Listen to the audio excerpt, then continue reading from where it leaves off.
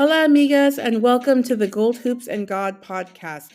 I'm Dr. Guerra, your host. This podcast is designed for Millennial Latinas and is fueled by faith and culture. Ignite the fire within.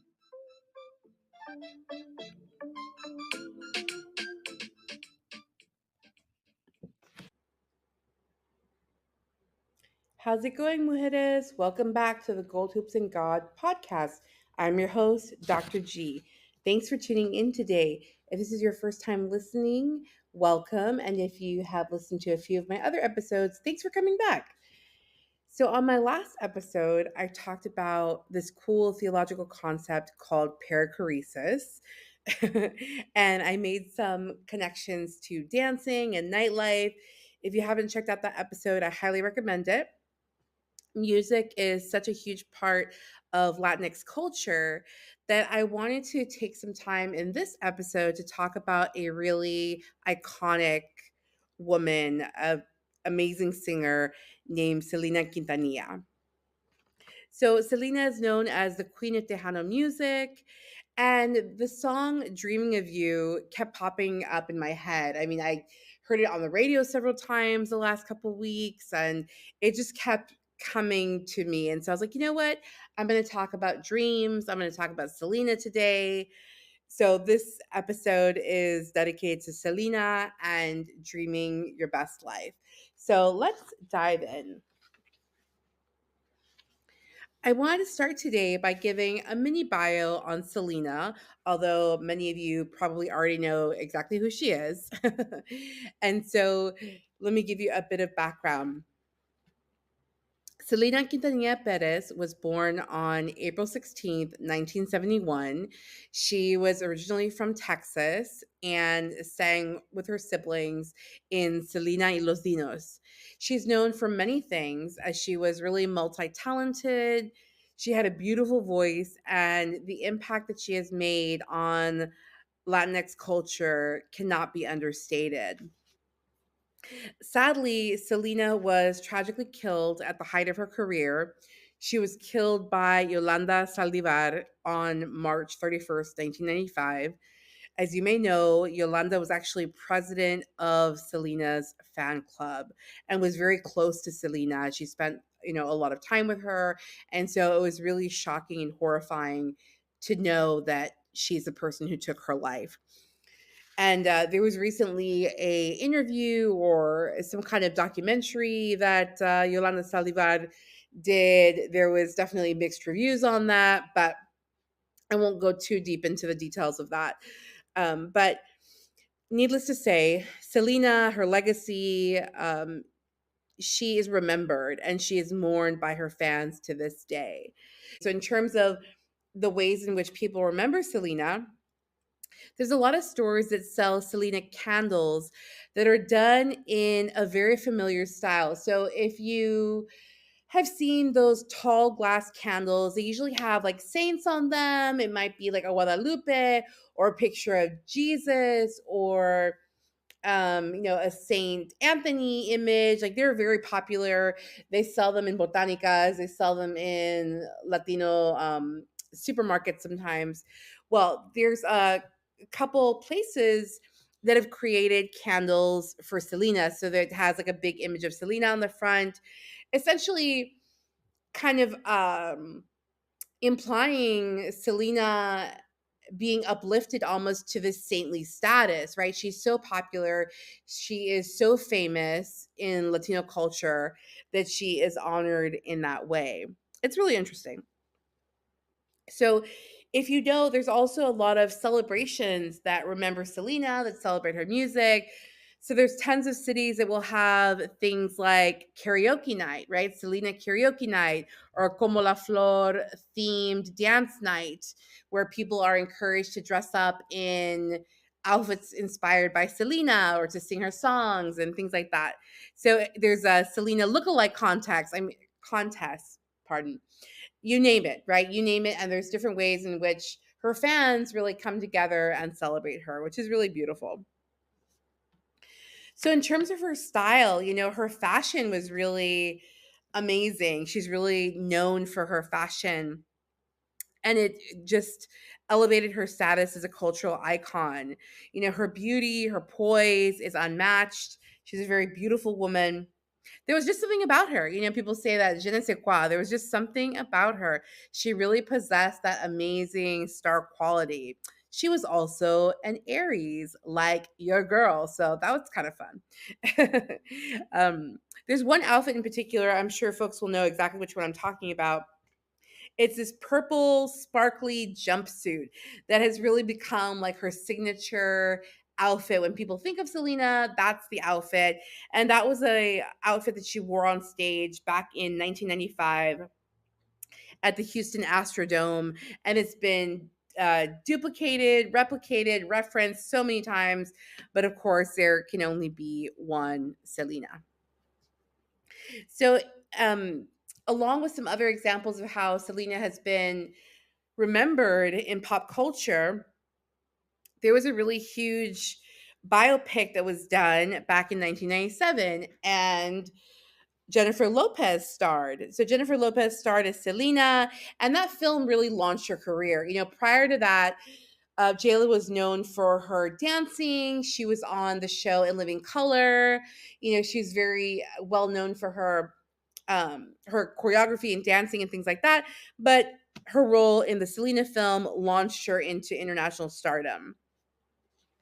I also wanted to mention a couple museums. So I came across an article in Smithsonian Magazine, and they mention a couple museums where artifacts from the singer's life can be found. So here are some examples. There are artifacts in the Smithsonian's National Museum of American History, in the National Portrait Gallery, in the National Postal Museum, and the American Art Museum. They've all collected different artifacts from Selena's life, different things that represent Selena, her tours, or different things like that.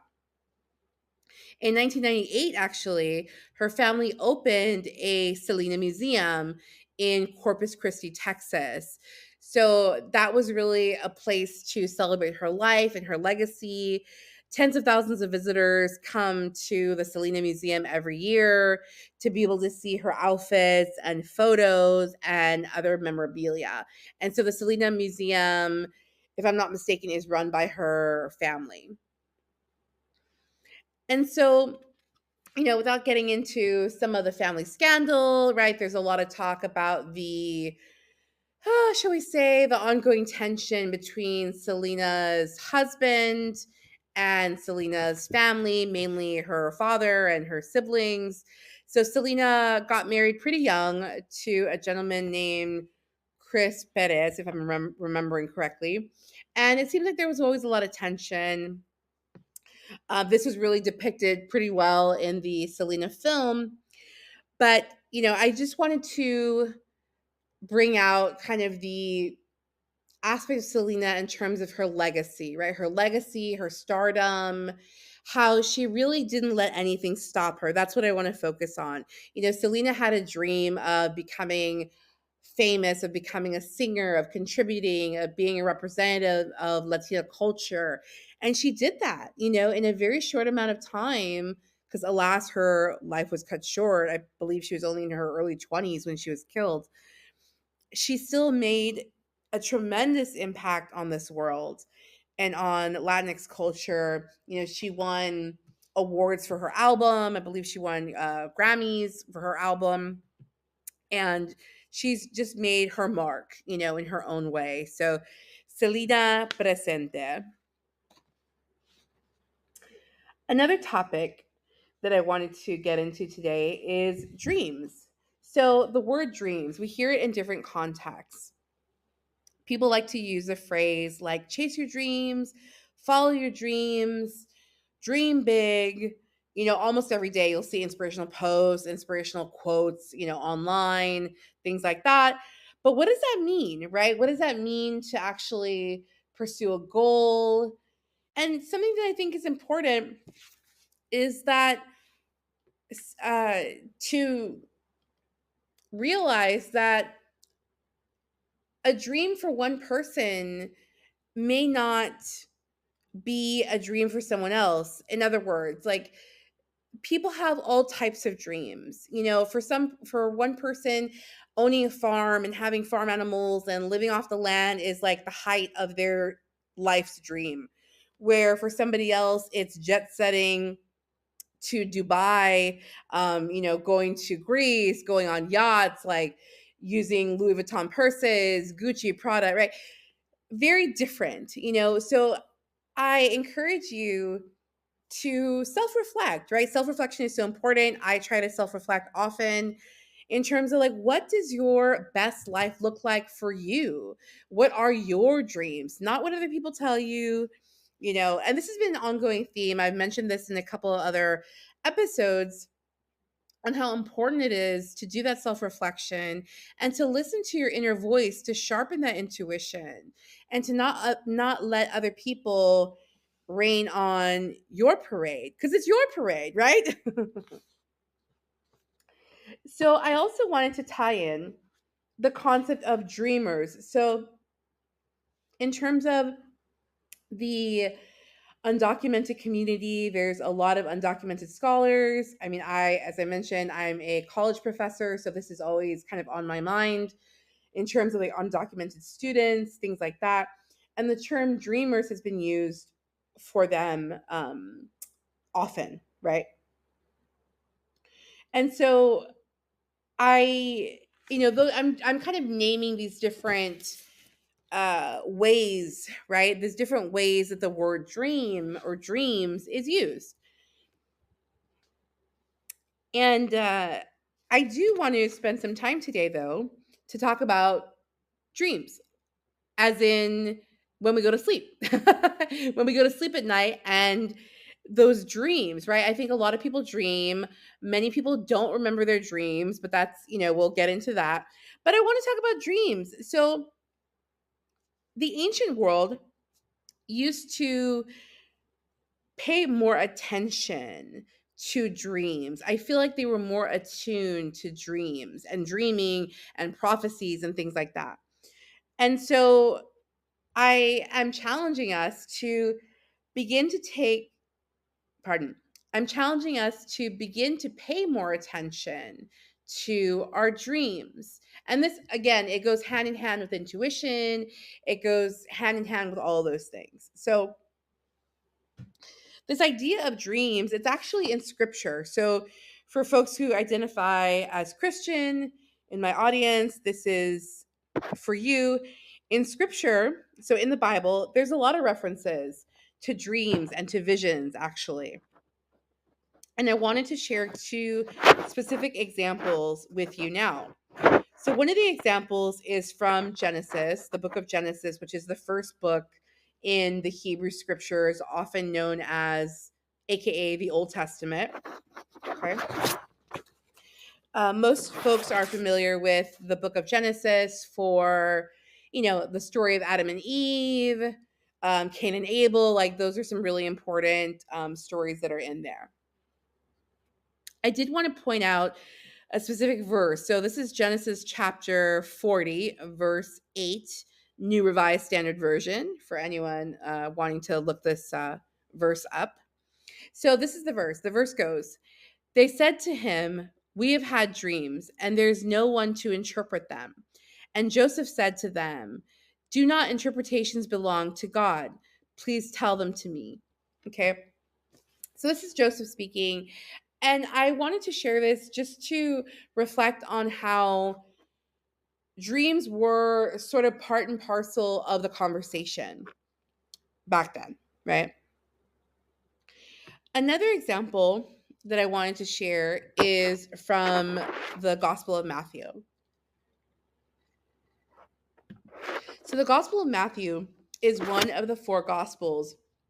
When we look at the Bible, typically it is, the Hebrew scriptures, also known as Old Testament, and then the Christian scriptures, which is comprised of the four Gospels, the letters from Paul, right? There's a whole bunch of different holy texts that are compiled in the Christian scriptures. But the Gospel of Matthew is one of the four Gospels. And Matthew, Mark, and Luke are considered the synoptic Gospels. The word synoptic means that they contain much the same information. Okay. And so biblical scholars correct me. I believe the text is called a concordance. They actually sell books that are like side by side, like columns, right? You can actually open the book and see exactly which stories or biblical texts are appearing in which gospels, if it's in all four, if it's only in two, et cetera, et cetera. It's really fascinating. I love it. I mean, I geek out on this stuff. It's theology, Bible, love it. Okay. The synoptic gospels, right? So they contain a lot of the same information, very similar stories, very similar retelling of Jesus's life, Jesus's ministry, right? Relationship with the apostles, etc. Okay. Now, um, the fourth gospel, so the Gospel of John, is very unique. It has a very different writing style. It starts off, in the beginning was the Word, and the Word was God, right? So it's a totally different. It's very unique when you look at the four gospels side by side. John is on his own trip. He's doing something very different, which I actually really love and appreciate. Okay, so the verse that I wanted to share, again tying back to dreams, is Matthew chapter 2 verse 13. It goes like this. It says, "Now after they had left, an angel of the Lord appeared to Joseph in a dream and said, 'Get up, take the child and his mother and flee to Egypt, and remain there until I tell you, for Herod is about to search for the child and destroy him.'" So this is when Joseph is told that Mary and baby Jesus, they have to leave. They need to escape because Herod is about to slaughter the firstborn, the slaughtering of the innocents. Okay. So I wanted to mention those because I am fascinated by dreams. Things like oracles, prophecies, dreams. I find it so intriguing, so fascinating. And again, I think today in 2024, alas, we have become very disconnected from these things, right? And I would say, you know, and please don't misinterpret me when I am about to say this. I absolutely believe in modern medicine, science, laboratory science. I believe in all that. And I also think that we have gotten to a point in which we quote unquote, our society has put all of its trust, in science, modern medicine, robotics, AI, right? Like we're going all the way science to where, things like other ways of knowing are kind of seen as unreliable, shall we say. So I'm really fascinated by dreams. I myself, I tend to have very vivid dreams, almost too vivid. So for example, like if in my dream it's like a sad scene, right? Like it's a sad scenario, it's a sad moment, I'm crying in the dream, I will actually wake up with physical tears, right? I will actually wake up with puffy eyes, like tear stains. It's kind of intense. I mean, I'm sure there's something there, right? I've been talking about dreams. I'm sure there's a lot there as to why that's kind of where my subconscious goes. But anywho, so there are people in terms of thinking about dreams and dreaming. There's actually a lot of people who say that, or claim rather, that when we're asleep, our soul is actually busy doing work in other dimensions. Now, I warn you all, this may feel a little weird for some of you. This may be a little too woo-woo for some of you. That's okay. It's all good. Hang in there, take it with a grain of salt. But I would say, especially if you're a person who has a recurring dream, like the same dream over and over again, or the same dream pops up let's say every 2 months, it's like the same dream of your, birthday party when you were 6, and, a kid like smashed your cake. I don't know, for example, right? Whatever, whatever it may be. Those recurring dreams are trying to tell us something for sure. Recurring dreams definitely try to tell us something. So I encourage you to look it up, do a little digging. There are tons of resources. There are dream dictionaries online that are probably the easiest to access. You just type in, what does it mean to dream of a birthday party? What does it mean to dream of my sibling in my dream? And it'll give you all kinds of information. There's also like physical books, right? There's physical books that you can check out either at the library or purchase at your favorite bookstore. And they're like dream encyclopedias, pretty much. So I encourage you, like, if you're interested in dreams, if you're interested in dream interpretation, go for it. I think it's so fascinating. I try to actually look up my dreams, or at least the elements that I can remember, right? Like if something really sticks out, I will try to write it down and look it up. So, along with dreaming, I wanted to mention something called astral projection. All right. So, astral traveling, yes. Again, we're getting very spacey, we're getting very woo woo, but I love it. So, I found this article on Medium that defines astral projection. So, astral projection is described as an intentional out of body experience, OBE, where the astral body, quote unquote, separates from the physical body to travel in the astral plane. Okay. Various spiritual traditions hold astral projection in high regard, positing it as a bridge between the physical world and the higher spiritual realities. It is distinguished from dreaming by the conscious intent to embark on this journey and the vividness of the experience. End quote. Okay, so for example, someone who is able to astral project might be able to meet and connect with their ancestors or meet and connect with a passed on loved one. I'm telling you, it's amazing. Like you'll hear people tell their stories and share their experiences of doing this. It's astral projection is more intentional, right? It's kind of like this, it's a power, I would say. Another article I wanted to share, this is from a website called Tiny Rituals. And most importantly, I wanted to mention that astral projection was actually recognized by the US government. Yes, folks, hang on to your hats. Okay. So in this article, which I'll read a piece from, the article says, quote, there are a lot of interpretations of the science of astral projection, and some people put the experience down to disruptions or fractures in the body schema, or the awareness of one's body and its relative position in space. However, in 1983, there were records from the CIA that concluded that astral projection was considered to be real by the US government. I'm going to read that again. In 1983, there were records from the CIA that concluded that astral projection was considered to be real by the US government. Let me continue this article.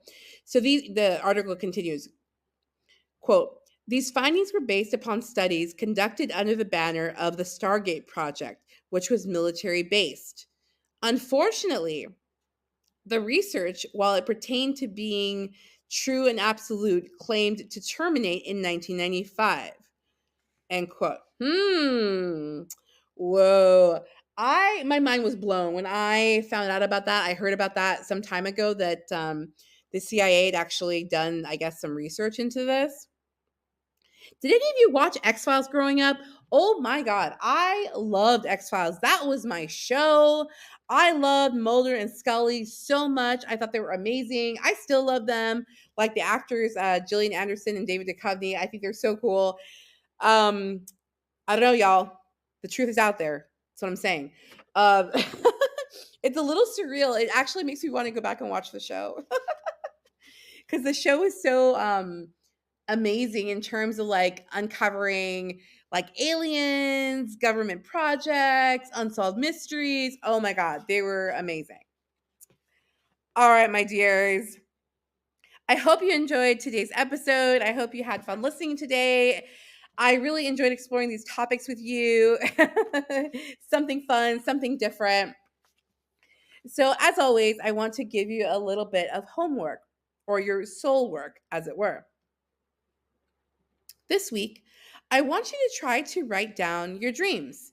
So, I know for some folks, you may not, pardon, you might not be able to remember your dreams. But here's a tip: try to keep a little notebook by your bed, like a notebook and pen, so that as soon as you wake up, like kind of when you're still like half sleepy, half groggy, if you can write down the dream or at least like the most memorable objects, elements, parts of the dream. That may help, or even in your phone, like if you want to type it in your phone in the notes, that's great too.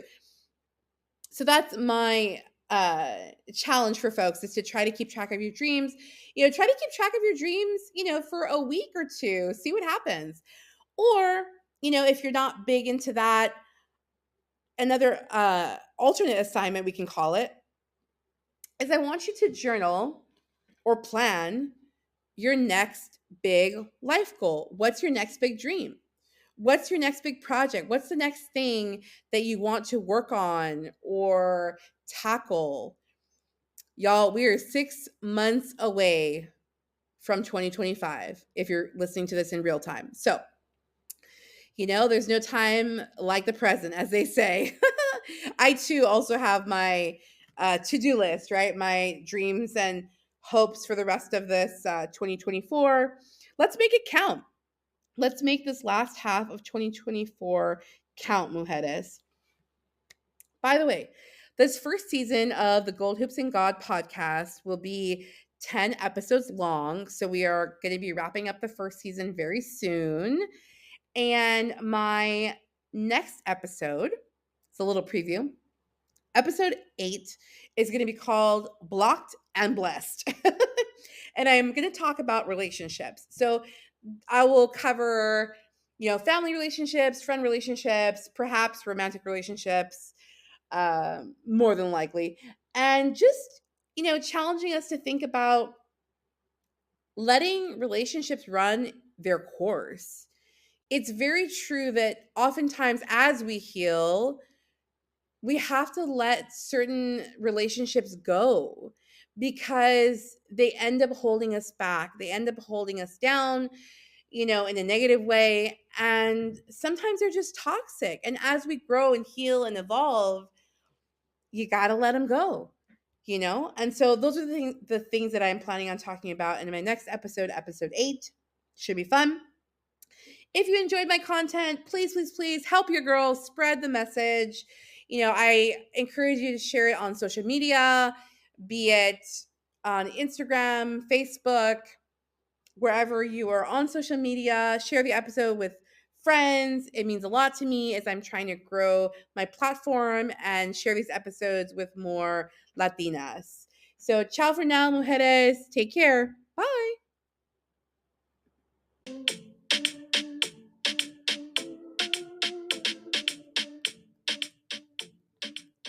Thanks again for tuning in to the Gold Hoops and God podcast with Dr. Guerra. If you enjoyed my content, please like, share, and subscribe. You can find me on Instagram at goldhoops_God. New episodes are available each Wednesday on Spotify, Apple Podcasts, Amazon Music, and iHeartRadio. Ciao for now.